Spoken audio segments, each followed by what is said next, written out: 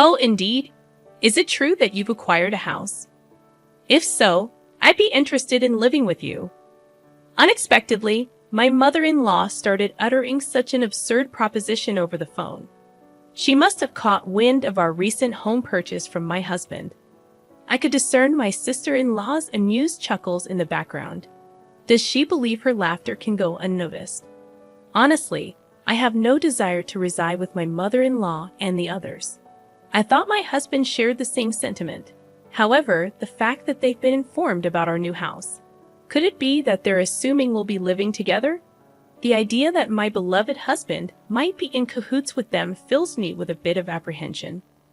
Yet, I have no intention of yielding to their wishes. Are they trying to manipulate me? If that's their game, I'll reverse the roles. Reflecting on all my past tribulations, I pledged revenge against them. I am Kate Thompson, 30 years old, working as an ordinary employee at a major financial corporation. I married my husband Joe 3 years ago, and though we don't have children yet, there's a valid reason for that. A decision we both took seriously. Joe and I are fully committed to our careers, toiling daily with the aim of advancing. Once our professional lives stabilize, we plan to build our own home and create a stable environment for raising children. We've agreed to revisit the topic of having kids once our careers settle down. This was a decision we made earnestly, sharing our genuine feelings and thoughts. We do aspire to have children eventually, and now, as we prepare for that, I find myself recalling all my past struggles. Then, one day, I successfully executed a well-planned project at work, and my promotion was officially confirmed. While my salary was already sufficient, the promotion brought even more comfort to our lives. On the other hand, Joe, although not promoted, received a substantial salary increase due to his years of service. With both our incomes on the rise, I felt it was time to turn our long-held dream into reality. So I broached the topic with Joe. Joe, I want to talk to you. Over the past year, both of us have had stable incomes. I think it might be time to consider getting our own home. What do you think? Oh, is it time already? From his excited voice, I could tell Joe was thrilled. Actually, I've been thinking about it too, but since I haven't been promoted yet, I felt a bit hesitant to bring it up. Don't worry about that. It's not like only one of us needs to earn money. I was thinking it might be okay to build our home in my name. Really? Well, you do earn more now. If you're okay with it, let's build our home in your name. All right, let's proceed with that. Let's go see some model houses on our next day off. Sounds great. Let's go. We shouldn't miss this opportunity. I really feel grateful for choosing Joe at times like this, as we share the same values. The following week, we made an appointment to view model homes as planned. We looked at various types of houses, expanding our vision for our own home. On weekends, we began creating simple floor plans together, researching online. During a recent visit to a construction company, they suggested that instead of leaving everything to them, it's better if we create our own image for a more satisfying home. So Joe and I started building that image. However, neither of us has much knowledge of architecture or design. Even with research, it takes time to put it into practice. While taking breaks, we continued working, and then the doorbell rang. I thought it was a delivery, but when I opened the door, my mother-in-law was standing there. Unexpectedly, huh? Mother, what brings you here so suddenly like this? My mother-in-law sometimes visits our place without notice. She glared at me and, without a word, took off her shoes and went into the house on her own. I'm here, Joe. Huh, Mom? What's up? Surprised by his mother's call, Joe showed a startled reaction. Did you have some business around here? To Joe's question, his mother looked a bit perplexed. Yes, I told Kate about it over the phone a little while ago, but it seems Joe didn't know. I see. Maybe Kate forgot to tell me. Seems like it. Kate, even though she's still young, has a terrible memory. That's not true, Mom. It's not forgetfulness. Kate is incredibly busy with work, and at the same time, she takes care of the household. Her mind is always full of things to do. You're such a kind boy, Joe. If your late father were here, he definitely wouldn't have forgiven that. I really respect Kate from the bottom of my heart. So, Mom, why did you come here today? To Joe's question, his mother smiled contentedly. Then, she slowly took out a travel brochure from her bag, spread a page with a post-it note on the table, and showed it. Listen, Joe. I've always wanted to go to Niagara Falls. Won't you take me, please? My mother-in-law began to say such things excitedly out of the blue. Caught off guard by the sudden request, both Joe and I were left staring at her, mouths agape. My mother-in-law, relentless, kept pressing Joe, who was clearly flustered. Come on, Joe, you agree, right? Think of it as a way to show filial piety. Wait a minute, Mom. I'm in trouble if you suddenly say you want to go on a trip, though you can come too. Actually, I was thinking of going with Claire, but if Joe wants to go, I'm delighted to turn it into a family trip. Claire is Joe's sister. What are you talking about? Kate is here, and I can't get time off from work. But it's strange for me to pay for a trip for you and my sister, right? Not strange at all. Spending money for the family is a wonderful thing, don't you think so, Kate? Suddenly turning to me, my mother-in-law sought my agreement. Though shaken, I firmly expressed my opinion to her. Well, using one's own money for family isn't bad, but I think imposing it on others is different. What do you mean by that? Are you saying I'm trying to extort travel expenses from Joe? I didn't mean to say it in such a harsh way, but listening to you, it sounded like you just wanted us to pay for the trip, Kate. That's terrible. I had no such intention, but you're making me out to be the villain in front of Joe. I'm so shocked. That's not. I didn't mean to call you a villain. I just answered honestly to what was asked. Okay, no need for excuses, Kate. Why are you so heartless? You must not like me, do you? My mother-in-law, visibly upset, glared at me with icy cold eyes. It always turns out like this when she comes over. She always finds some reason to demand money and then squanders it with Claire, Joe's sister. Spending money for the family sounds nice, but what my mother-in-law does is practically extortion.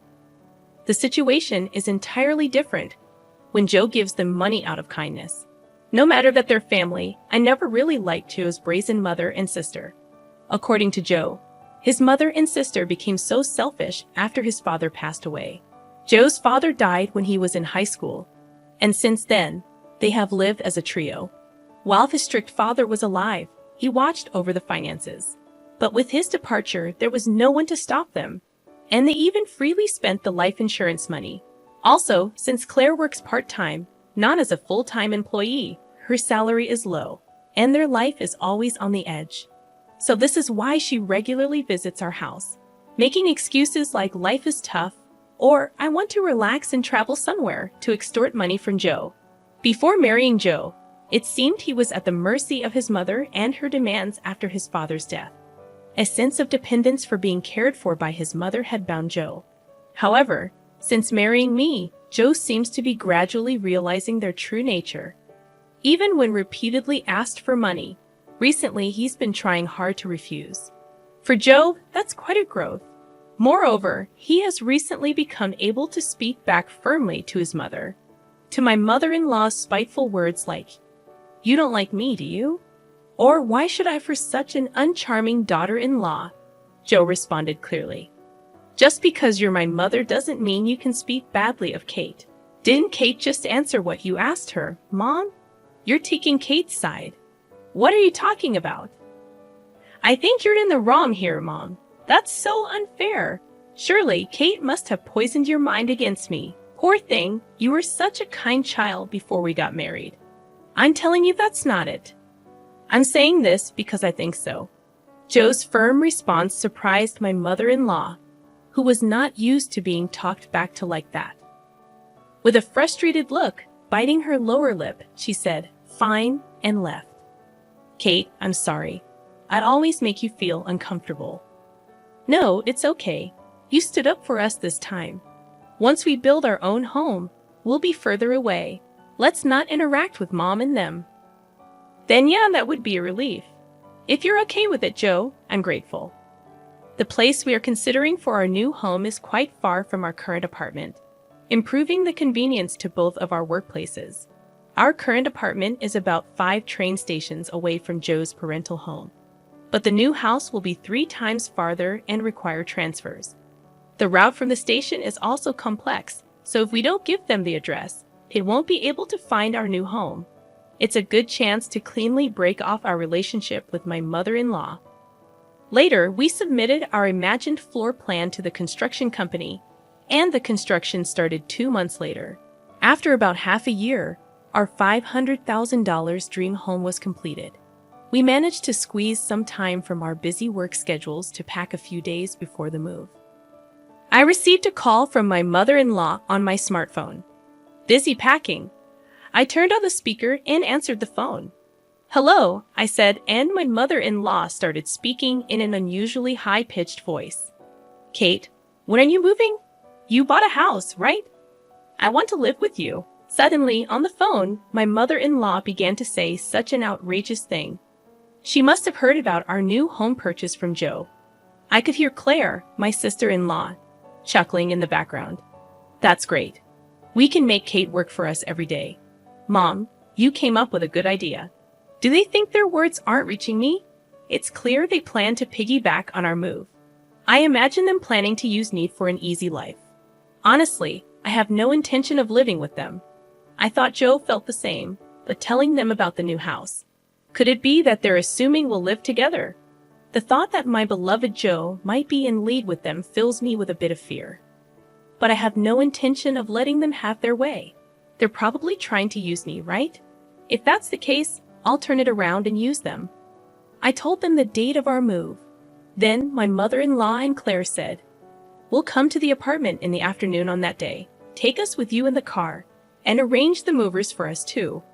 They hung up after making their demands. But of course, I have no intention of complying. For now, I'll check the facts with Joe.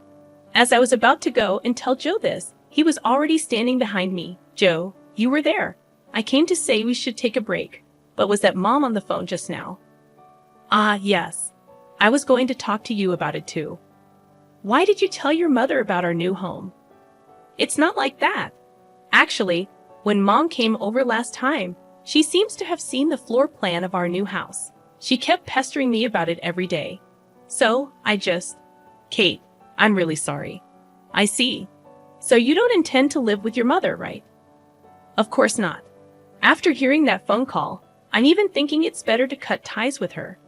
Joe's expression was filled with more anger than ever. It was the first time I had seen him this angry. From what Joe told me, my mother-in-law had seen the layout of our new home and was convinced it was a spacious house. She had pretended to be interested and called Joe repeatedly, asking him about the number of rooms and details of the facilities. But it seems that Joe is on my side, which relieved me. Then there's no problem at all.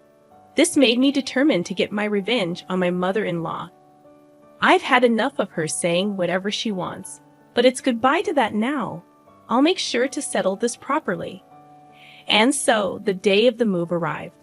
Joe and I had the movers transport our things in the morning and headed to our new home in our car. By the time we finished moving everything, it was already past 1:00 p.m., checking our phones while taking a break. We saw dozens of missed calls from my mother-in-law.